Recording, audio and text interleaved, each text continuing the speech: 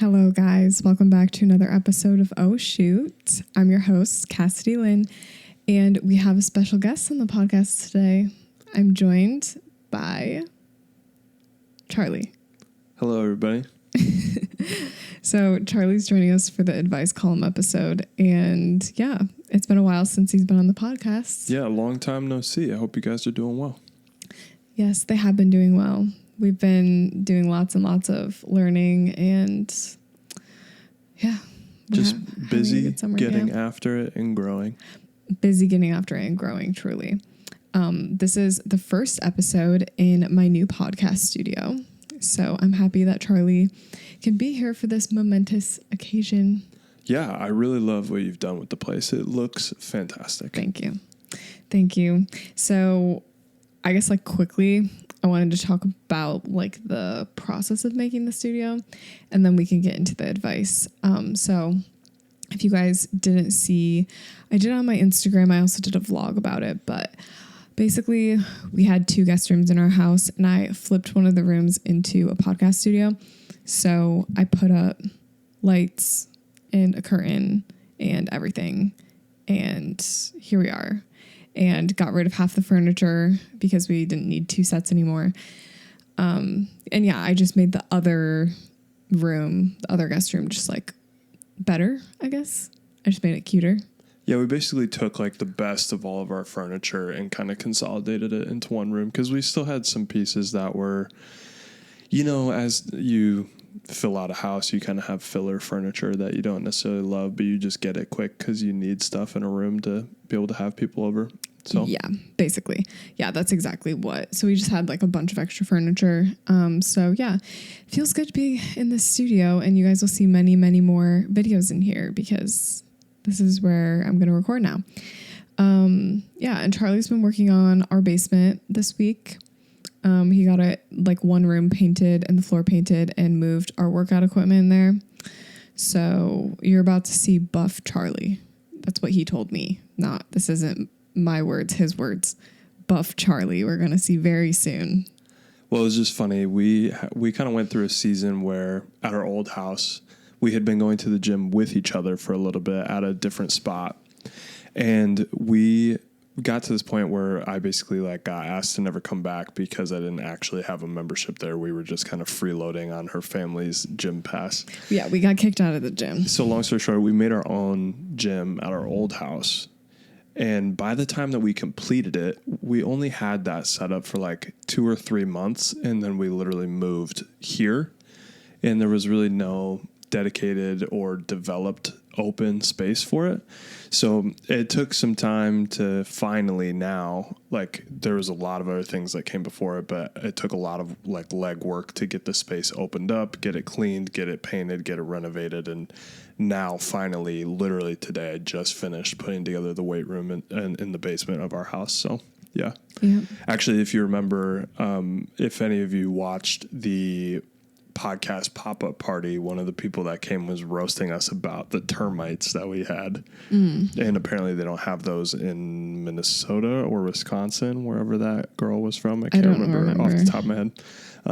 But yeah, it was just a funny joke. But that whole experience of getting the termites taken care of kind of kick-started some of those basement renovations as far as getting things cleaned out and ready to go. So yeah, that's kind of where we are right now. Yeah.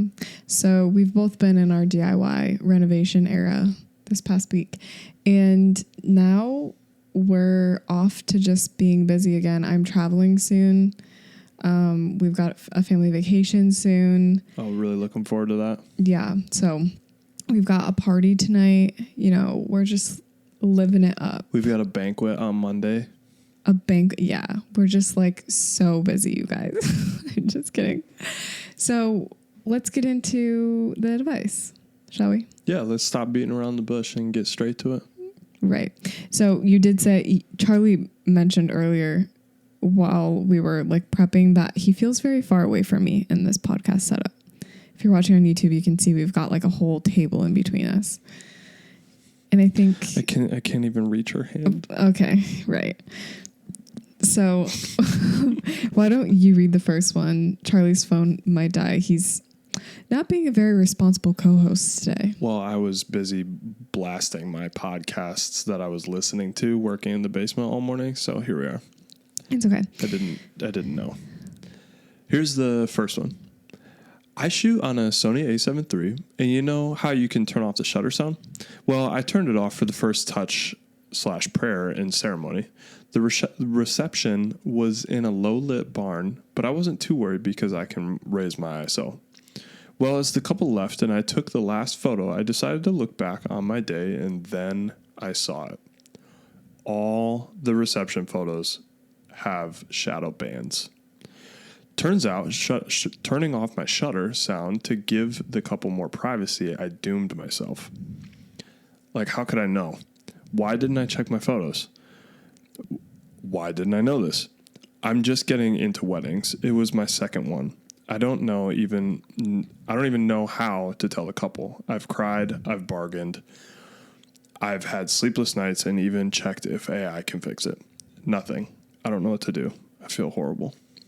Yeah, so I wanted to include this submission because this has happened to me before. Has it happened to you?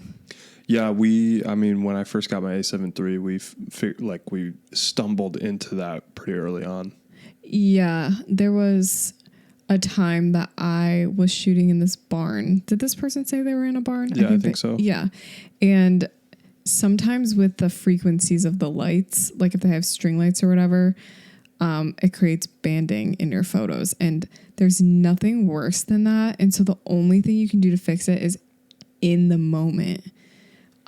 You go in and you do like a multiple of 60 for your shutter speed, or you could also alternatively use a flash. But like that's the only thing you can do. If this person already has the photos, I mean, I would just try my absolute hardest with like gradients and stuff to make it look semi-okay, because the thing is, if you don't give them the photos, period, that's worse than like just giving them a photo with the shadow bands, depending on how big the bands are. You know, if they're skinny. Well, sometimes they look like zebra stripes across the entire photo too. So Really? Well, no, they're always like straight though, is what I'm saying. Yeah, not necessarily like curvy, but I'm saying like they're usually pretty contrasted. It's not like skinny. Like it's pretty like big blocks. That's why I feel like if it's big blocks, it's easier to fix. If it's small, really dark ones, then that's really hard. And basically what me and Charlie do, when we're inside, we always shoot on mechanical shutter, always. And honestly, electronic shutter, I would like rather not use it because of the fact of banding. It just scares me. I'll use it during like a ceremony at a wedding. But besides that, I find that like it's better to be safe with the mechanical shutter than not, but always do a test shot. Even if you use an electronic viewfinder, it will show you if there's banding showing up. So yeah, just be hyper aware. Either always take a test shot or always look through your electronic viewfinder before you just start taking photos. Yeah, and on the like actual analytical side of the situation, it has to deal with, I believe it's like the actual frequency of the electricity of whatever lighting situation is happening. So I think it's like 60 hertz or 120 hertz, depending on whatever the actual artificial lights are. And that is why the multiples of 60 in your shutter speed, you're trying to match the frequency of the lighting situation, and then your banding is greatly reduced or even completely taken care of. But it really just depends. So anytime that you can kind of see a setting that is mostly lit by artificial light, you probably want to stay away from your electronic shutter if possible. But yeah. And sometimes you won't even see the band. It might be like a really subtle band, but when you go to take the photo, you'll notice that like there's a little like, you'll just notice it in like what you're looking at. You'll notice when the shutter closes, like there's a little something weird happening. That's not usually how it looks. So just, it's almost like a little glitch is what it feels like when you take the photo. So just, yeah, be aware for next time. Yeah. I'm really sorry this happened to you. Take your test shots. Yeah. Okay. This one's longer. Hello. First off, you're amazing and I love your podcast. Thank you. Now on to the advice I need. I recently had a bride that I shared her gallery online with, and then I delivered her photos on a flash drive a few weeks later.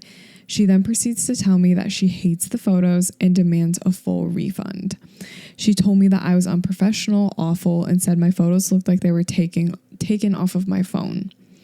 I was taken by surprise as she didn't mention this when receiving her online gallery.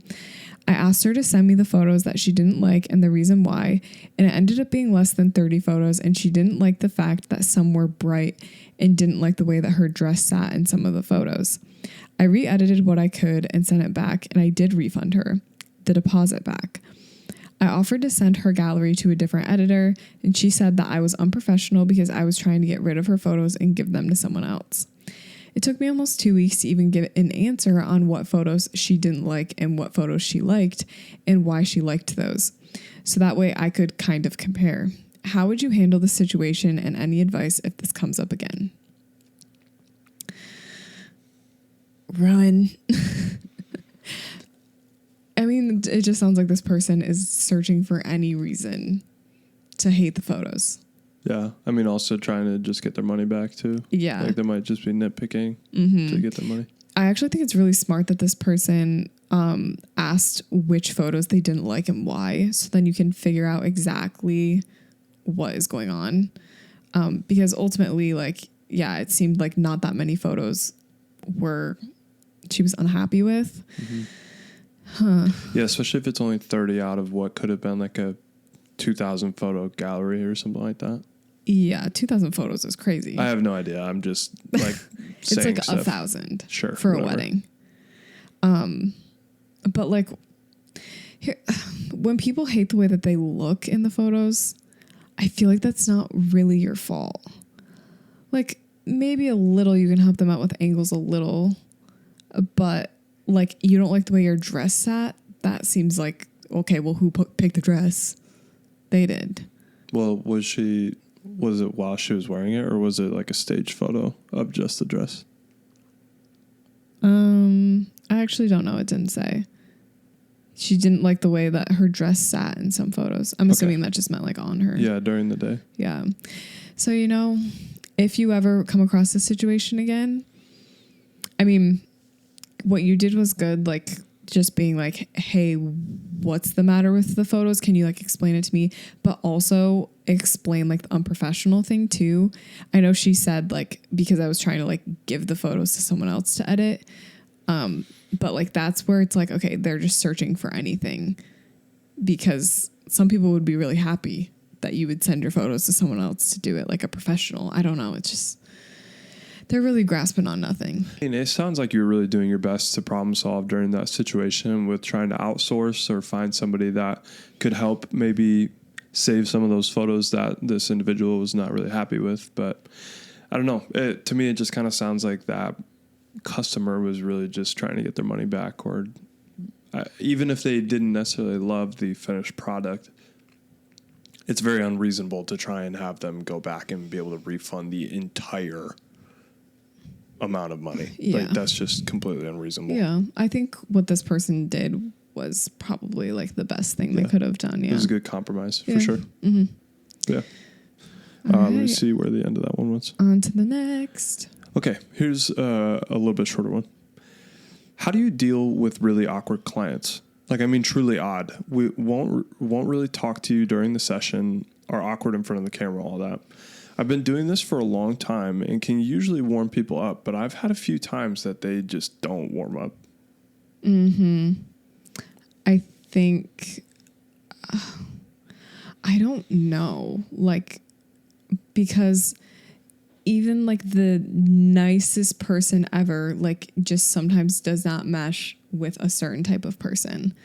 And I think what's hard is if you're doing couples, you can mesh really well with one person from the couple, but sometimes the other person, like, because you're doing all your communication with one part of the couple, the other person is not as like, doesn't mesh as well. So sometimes it's harder.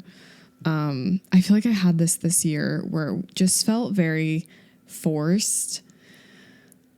And I don't even know. I just like, I was being extra like extroverted and nice and funny and cracking jokes and whatever. Because I could tell that we weren't meshing and it wasn't working. And sometimes I just wonder, like, maybe they just had a bad day. Maybe they just don't want to be there. I don't know. Maybe our personalities just don't mesh.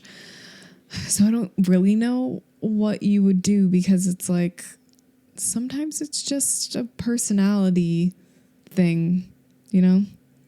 Yeah, I mean, other than being yourself, there's not really much else you can do, because if you're going to continue to try and force yourself into boxes that you don't belong in, then nobody's experience will ever be authentic. And even if a person is having a tough day, or maybe they really truly just don't open up to people very quickly. I mean, it's also, I think keeping that in mind is sometimes your sessions with people can be a pretty intimate experience. And for them to just open up to a stranger to be the third party and observing and even capturing all of that, that can be a pretty like stressful dynamic for people that aren't comfortable around strangers. So no matter how much you might try to be welcoming or try to be as inquisitive and asking questions and nice to people, they might just truly never get comfortable because you're only with them for an hour and this is the first time they've ever met you. So you just don't know. Yeah, that's very, very valid. I feel like that's probably half the time what it is. And if someone's like not posing well and like not doing well with instruction, I don't know. It's like literally like, it just is what it is. You try your best to make them look good. And I don't know, like sometimes if my people are like not as happy as some of my other clients, sometimes I will do like more serious stuff. If they're like really, not meshing and being awkward, I'll be like, okay, well, it looks like we're doing straight faces because you don't want to smile anyway. So might as well. I was going to almost ask, I guess that kind of answers the question. Like, do you try to go to more movement based that would kind of prompt a little bit more of the kind of candid moments and try to get away from the posed stuff? Yeah. I wish I could know if it's a couple or if it's just one person. But I do feel like movement does help basically any scenario. It gives you and them some space as well. If you're able to be like, hey, walk over here and then walk back, it gives them a little bit of space to make them feel like they're, to separate themselves a little bit. But also, yeah, the movement just makes things feel more candid. So yeah, I think that's a good recommendation. I think this was earlier this year, but I had like an entire Alani before a session, which I never do. And I think I actually just did that again before painting the guest room too. Like it's very rare for me, but like when I do it, I get like very like, I turn into this like hyper extrovert where She's just like amped. I'm chatty, all this. And this was before a session I had where I just felt like they were very awkward and quiet and acted like they really didn't want to be there.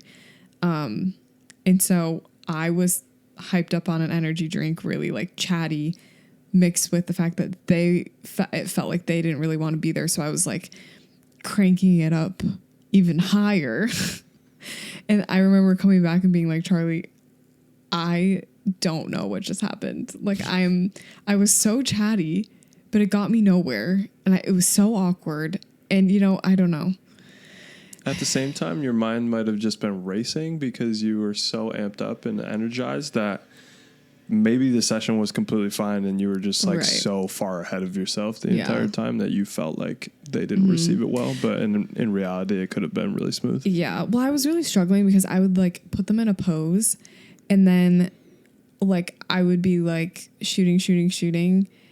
And they would just stop.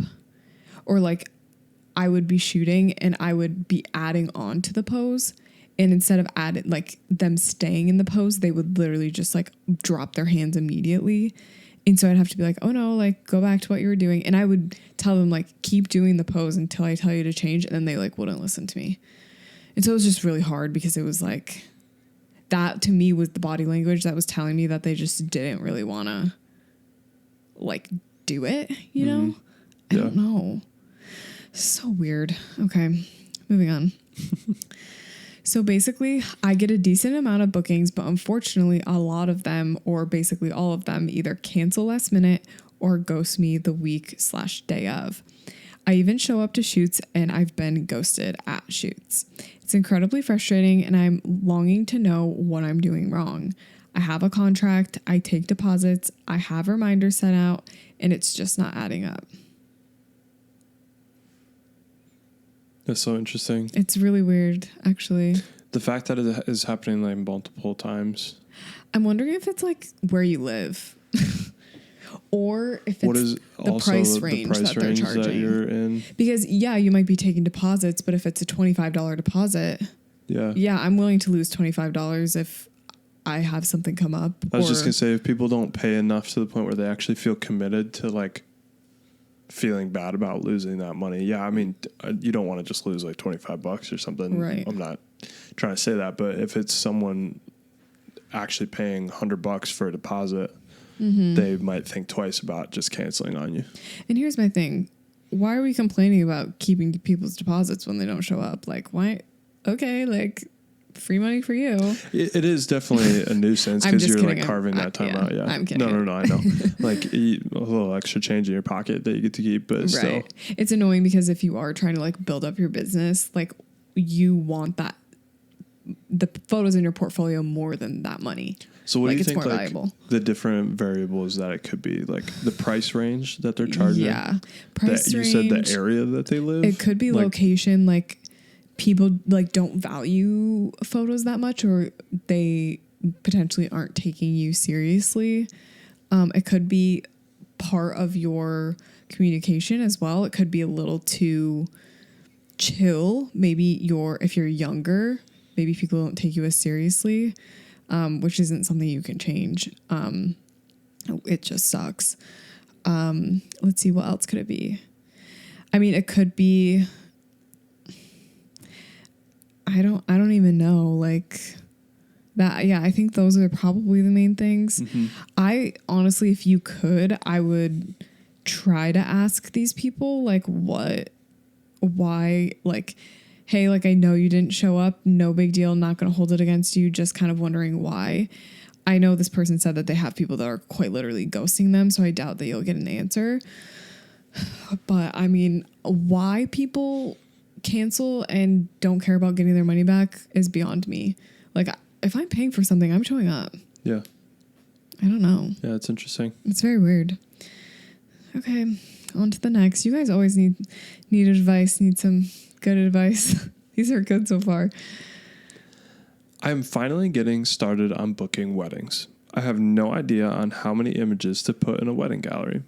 I have been putting about 300 to 600, but to be honest, I know no one wants that many. Oh. And I said 2,000. Yeah, we literally said 2,000. And I'm like, no one wants that many. Yeah, people want that many. People want more. So I can just tell you guys what I do with my gallery. So for my 6 hours, I tell them 600 photos. 8 hours, I tell them 800. Oh, no. 6 hours, I tell them 400. 8 hours, I tell them 600. 10 hours, I tell them 800 is what they're going to get. Let me do a little bit of the math behind that. So around, oh wait, that did not work for me. I did it backwards. Around 66 photos an hour. Does that seem right? No. Hold on. 8 divided by 600. No. 600 divided by 8. 75 photos an hour. Which, I mean, if you're shooting, what? I don't know. I feel like you're just over there punching in all the wrong numbers. I was. I really was. I was just hoping to get a number because I kept getting a decimal. Yeah, whatever you just said to me is definitely not what I was just trying to find the hourly. Anyway. Okay. So, I mean, I always over deliver though. Like for 8 hours, I'm usually around 800 photos. I would say 800 to 1,000. 10 hours, I'm at like 1,000. What you were just saying is more of like a baseline, not necessarily. Yes. I tell people the minimum so that they don't get their hopes up. and then, I over deliver. Yeah, I think delivering 300 to 600 is a little bit of a shell shock for me because I'm like, 300 is crazy. Yeah, I mean, we also don't know what this person's coverage, like how long they're shooting. That's true. Yeah, like I said, it's around 75 photos an hour, which is about 1 photo per minute, maybe 2 photos per minute, which if you think for a wedding, like you get a lot of photos, especially like during the ceremony, you're getting a lot more photos than like moments than 1 photo per moment because like per minute. Yeah. Well, moment. Think about like bride enters, bride walks down the aisle. You're taking like 6 or 7. Bride gives the dad away. That's all, or dad gives the bride away, not the other way around. That all happens within 30 seconds. Yeah. So I feel like, yeah, you can even break it down too by like the different sections of the day. So getting ready, like 100 photos of getting ready or 50 photos, whatever. And then like the first look, how many photos do you want to get from that section? And figure it out based on previous weddings that you've shot. Okay. I did not want to spend that long answering that question. Okay. How to appropriately gauge lighting. Like, I know the hand trick, but what is one of your favorite types of lighting to shoot? I struggle with this. So, I mean, what's your favorite kind of lighting?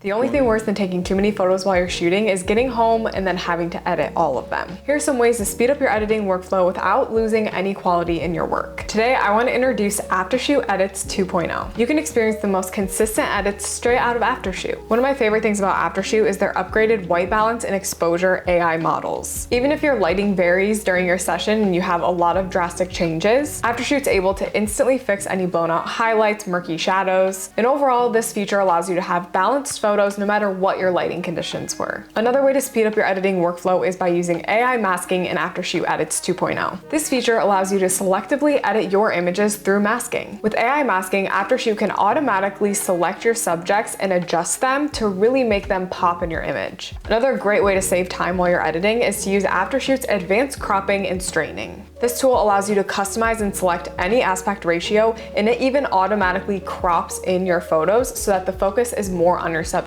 It also can automatically straighten your photo, which is going to save you so much time in the long run. Say goodbye to spending way too much time editing your photos and use Aftershoot Edits 2.0. Aftershoot has an exclusive offer for all Oh Shoot listeners, so go to the link in the description of this episode to find out more. Thank you guys so much for watching, and now back to the show.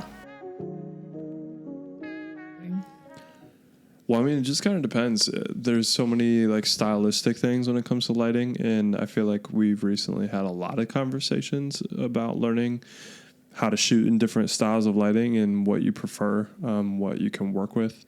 I mean, obviously, the kind of like cookie cutter answer is that a cloudy day gives you the most even lighting to work with or to shoot underneath of.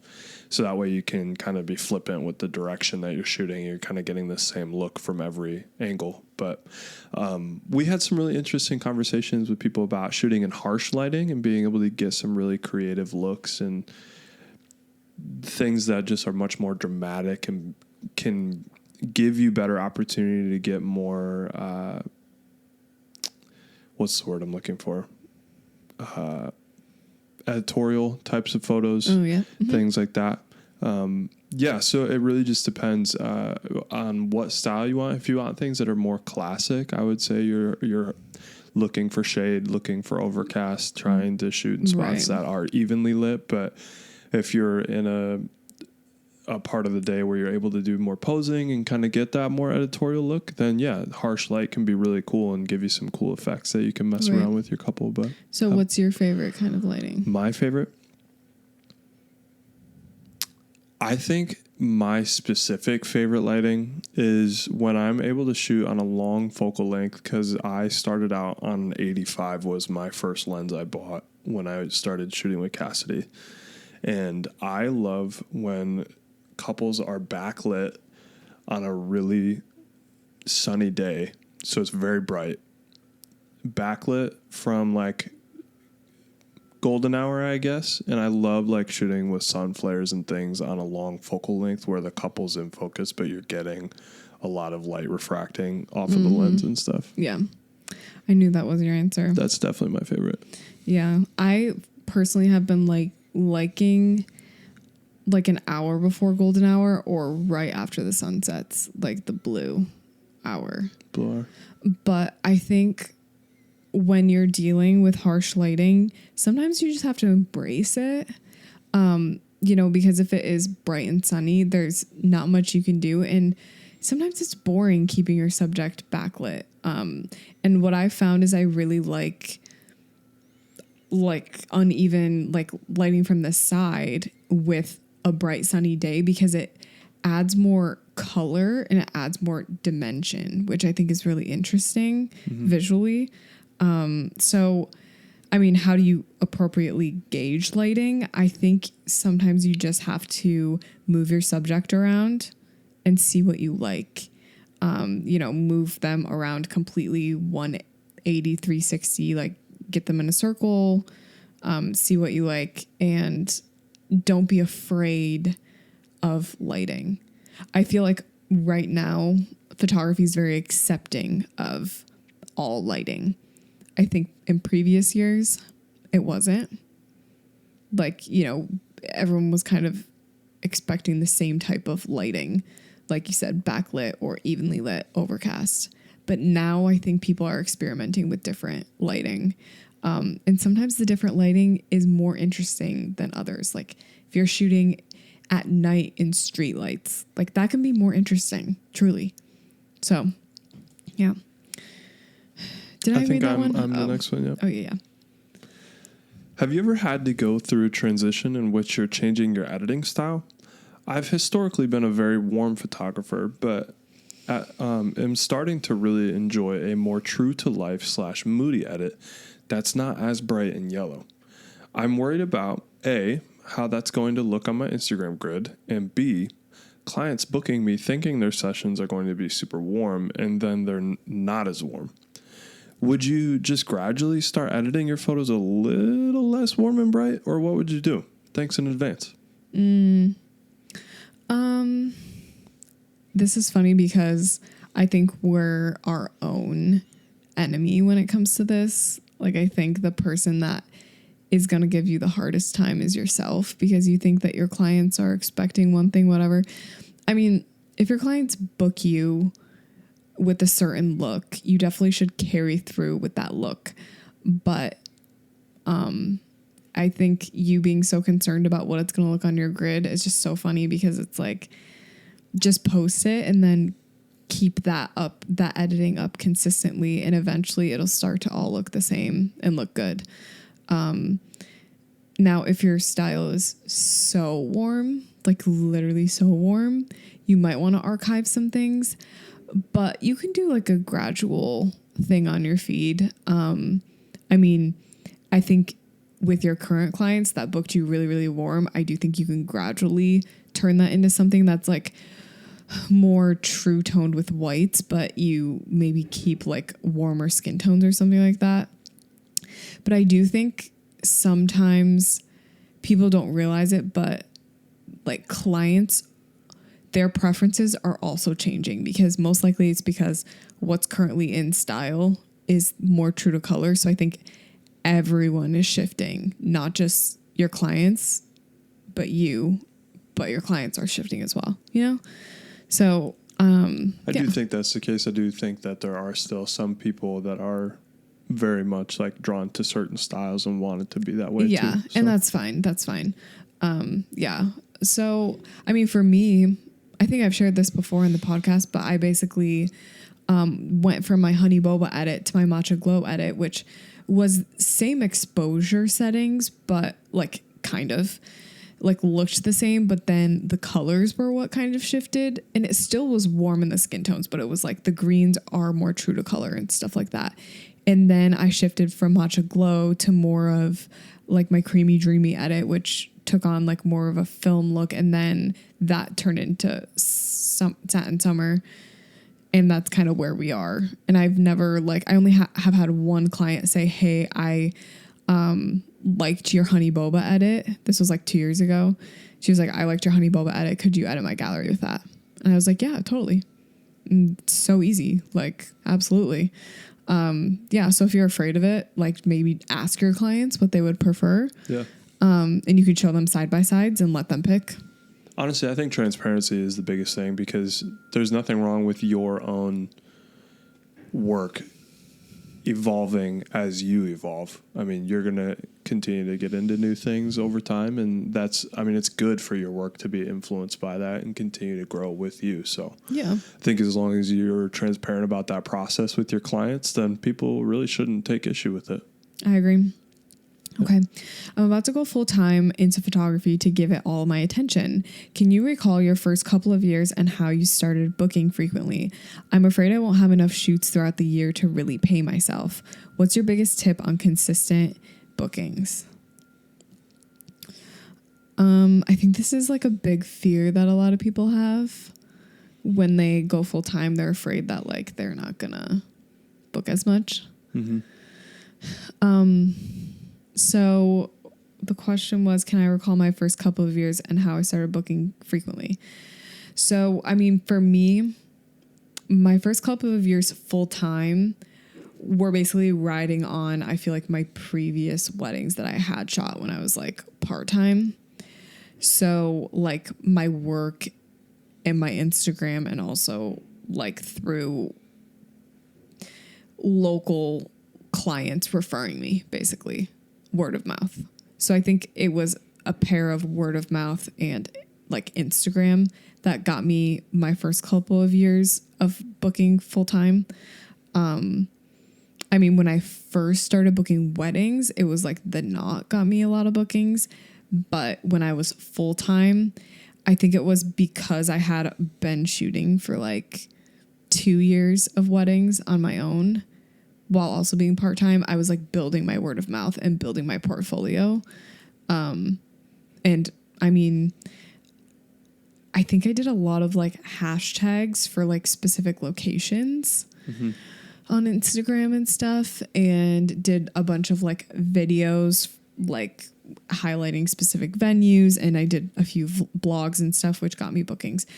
But I'm pretty sure like it was 50-50 Instagram, but also like the other 50 was just like clients that I've had referring me. For sure. Yeah, and I feel like that if you even look at like some of the scheduling of where the weddings were previously, that kind of backs up what you're talking about, because when you went full time was at the end of 2020 going into 2021, and you in 2017, 2018, 2019 had been using the Knot or whatever, maybe not 2017, but like 2018, 2019 were using the Knot and different stuff. Yeah. And that was kind of initially leveraging or maybe pushing your wedding exposure. But then in 2021, if you look at after you went full time for yourself, you still had so many weddings that were out on the East Coast and different things. And a lot of that was just from like word of mouth and other previous clients talking, and maybe even your portfolio being connected to certain venues out there or whatever. But you were based in Michigan. So that kind of shows like where that transition from being in the Knot and other things to now we're really seeing the momentum of my own work creating bookings for me. Yeah. So it was like the portfolio kind of pushed it. Yeah. But when we lived in New York, I was going back to Michigan to shoot weddings sometimes of people I knew. Yeah. So it was kind of a combination of both, but yeah, you weren't based in Michigan at that point. But so I guess in that sense, it was nice that you were able to get a couple weddings out here to start a little bit of momentum. Yeah. But when we moved back to Michigan, we were still doing a lot of weddings out in New York, kind of wrapping up some of those social circles at that time. And I think like a tip for this person is just to like really prioritize word of mouth, I would say. Prioritize 2 marketing strategies. I would say Instagram or just social media in general, and word of mouth. It can be scary because it's like you don't know if you're going to get enough bookings. But I think everyone has that thought. And the reality of it is you might not. And if you don't, go back and get a job. But you don't know unless you try. And I think the more you shoot, like the longer you're in business, the more consistently you're going to book, and you kind of build up this client base. So it just takes time. You go ahead. I feel like my editing never looks as clean / crisp as I want it to be, but I'm not sure what I'm doing wrong or what I'm missing. It just gives off overcrowded or too much sometimes. I don't have my grain that high, and I try adjusting things like dehaze and still can't figure it out. Any tips? Okay, I put this one in here because I wanted to say that I don't think it's an editing thing. I think it's a shooting thing.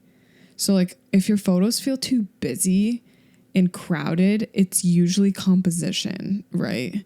Like I'm thinking if you're this person likes clean and crisp. Okay, well if you're shooting in trees, like, and there's no open sky, that is going to feel crowded, right?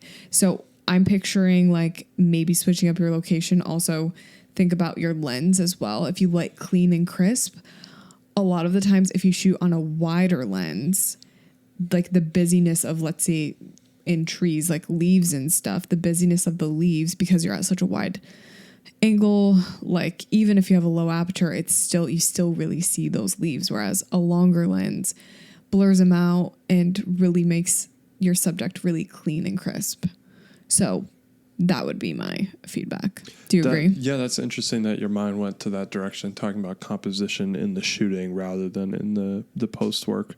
I do think that's a really valuable thing to think about, because if you can streamline it on the front side, you might not have even thought of that yet. So maybe try that. But then also in the post editing, as someone who is not necessarily like fluent in editing, because I only do it every once in a while, I have had moments where I've accidentally been staring at something for too long and trying to make adjustments on a photo where I feel like I've just gone past the point of valuable changes. And I'm like looking at this and making changes that I'm not going to be able to describe it in very good terms without sounding like I'm stumbling over my words, just because like I said, I don't have a ton of familiarity with it, but almost like if you're trying to adjust the temperature of something and you feel like, and it's not even necessarily noise from like like you've raised your ISO too high and the noise in the photo is making it look hazy or blurry or something like that. But I just feel like sometimes I've been trying to make adjustments on multiple different sliders, and then I've like changed everything but haven't gotten any closer to where I actually want to be. And I feel like that kind of overworking of a photo creates this kind of busyness that this person is kind of referencing. Yeah. And I've experienced that myself, but I don't edit enough to have found a better way to like work through that. So the composition piece is a good point, but how would you say to maybe someone who, like myself, is kind of sitting there staring at a wall, throwing darts on whatever slider to try and move, but they've moved them all and it doesn't look better? Yeah, I think you need to pinpoint exactly what it is that you like editing wise, because it sounds like the preset that you're using is not like what you should be using, or it wasn't shot in the style that you like. So pull up a bunch of people's edits that you like and be like, I like this because of this. I like this photo because of how white the sky is. I like this photo because the dress is very white and neutral. You know, like really pinpoint. I like this because the blacks look like this. And then once you do that, you have to have like a good understanding of Lightroom in order to get that look. But you kind of have to start at the base of like, okay, what is it exactly that you like?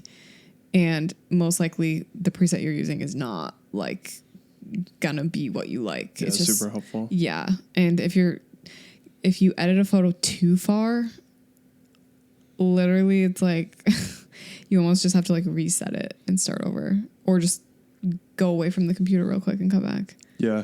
Yeah, I think having an example of something that you like side by side with it, I think that's really helpful. Mm-hmm. Gives you a good goal to shoot for. Mm-hmm.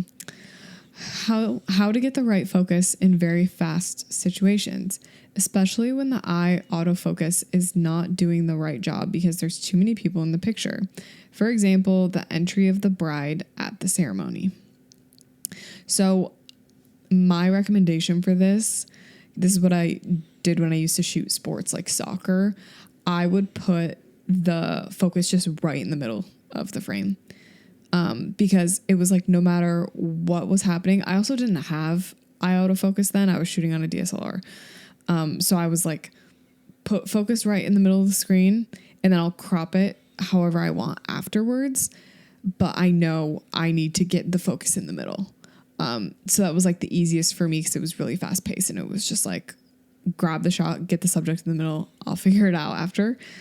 For something like the entry of the bride, you basically need to do some sort of like manual tracking, like spot tracking. I was just going to say, I think I usually am like leaning towards the spot tracking, and I'll literally be moving my spot as I'm shooting. Same, because during that moment, if you're on the wide focus, you're just letting the camera choose where to focus. And there's so many people. Yeah, it might catch on someone, on the edge of the aisle. So if you have like a manual tracking spot, you could just put it on the bride walking, and then it'll track her the entire time.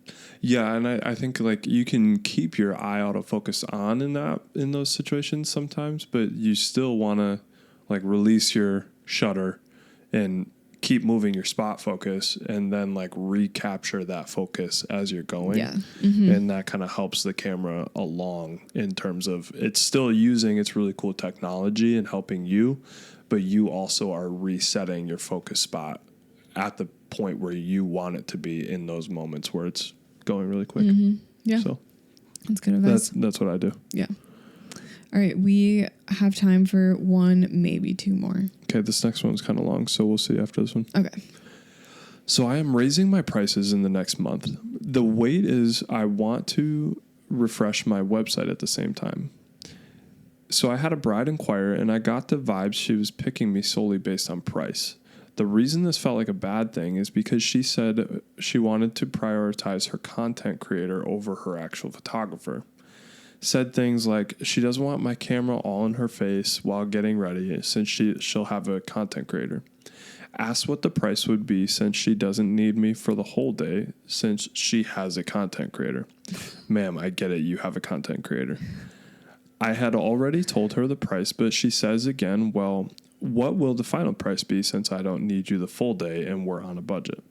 I literally run out of nice ways to say your budget doesn't change my price. Since we hadn't signed contracts and it was within a week of her inquiry, I told her we wouldn't be a good fit and walked. She still begged me to shoot her wedding. I ended up lying, saying, oh, someone booked me while you said you were still thinking, so I'm not available. What do you do when it's not a good fit? You say that, then they try to change it up on you to keep you, but you have already got the ick. It's giving toxic relationship. That whole story gave me the ick. It's like, if you think your content creator can capture it better, why do I need to be there? And plus, it's not even my price that you're willing to match. You have your own budget that doesn't fit. So quite literally, we are not a good fit. And I think, that it's probably hard for the client because they just don't know that like they're being unreasonable. People are delulu when they're planning their weddings. It's like something else. I don't know. You just kind of have to like stand your ground and be like, this is my price. I don't think we're a good fit because I do not your budget does not fit within my price. And that's it. And also like, you shouldn't have to say this, but like, you're not a good fit because your priorities are not the same. Like, obviously, like we as photographers think that the priority is the photography, not the content creator. But this person doesn't think that. So they have to find a photographer that's okay, kind of chilling in the background, hanging out.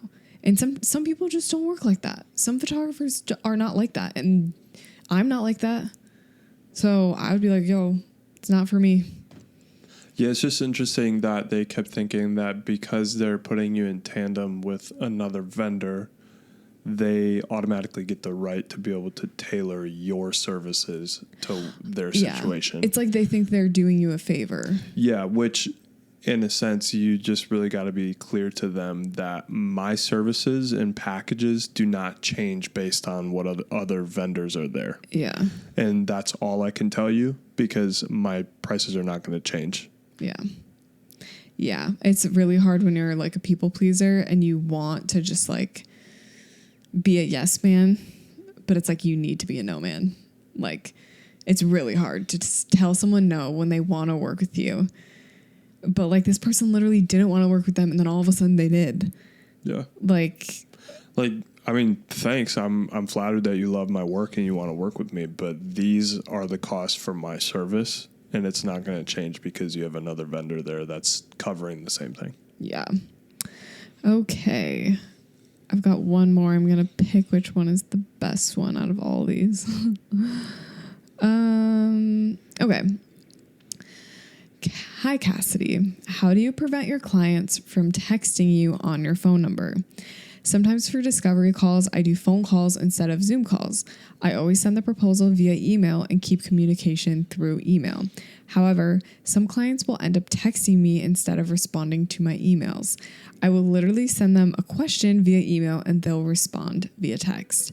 Is there a non-rude way to go about this? I like taking my discovery calls via phone call sometimes, but should I only do video calls or Google Meets? What are your thoughts on this?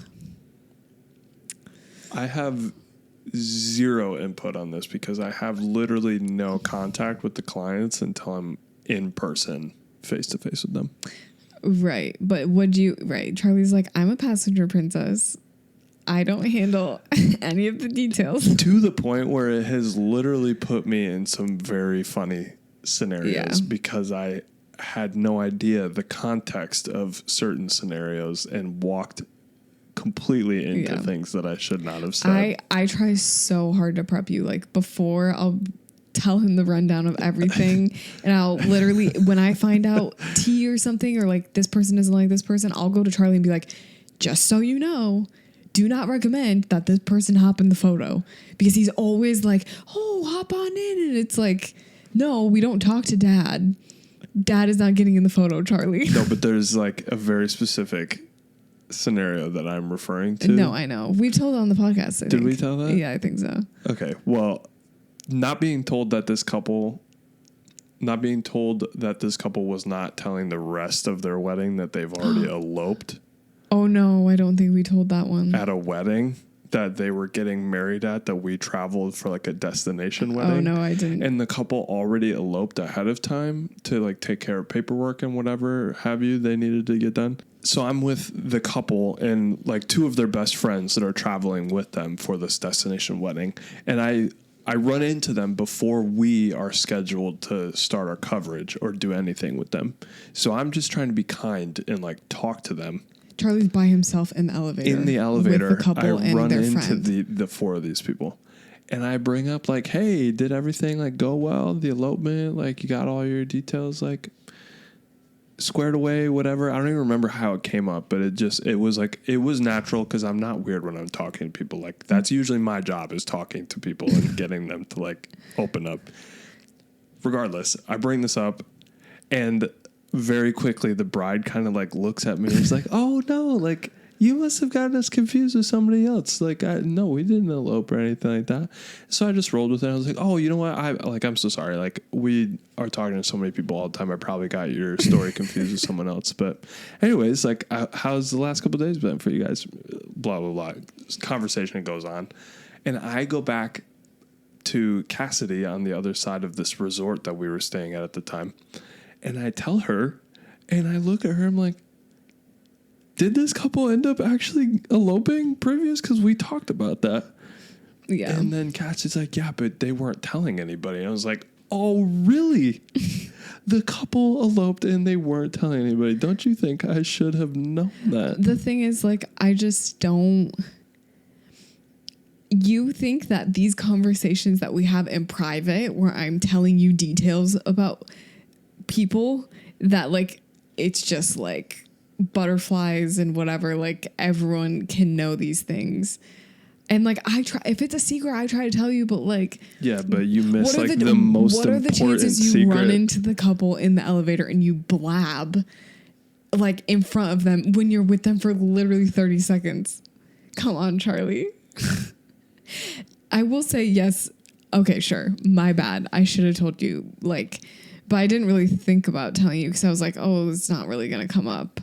But we ended up saving it, and the couple, I ran into their friends later, and the way that the bride pivoted and the way that I was able to kind of just bounce and keep going in conversation, the couple had no idea. They literally didn't know. And I don't think they ever ended up actually telling friends. People. Yeah.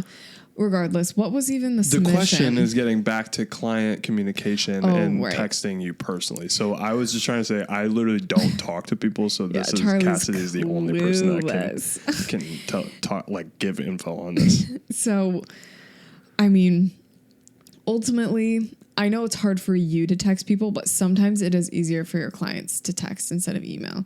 So you do have to consider what's easiest for them.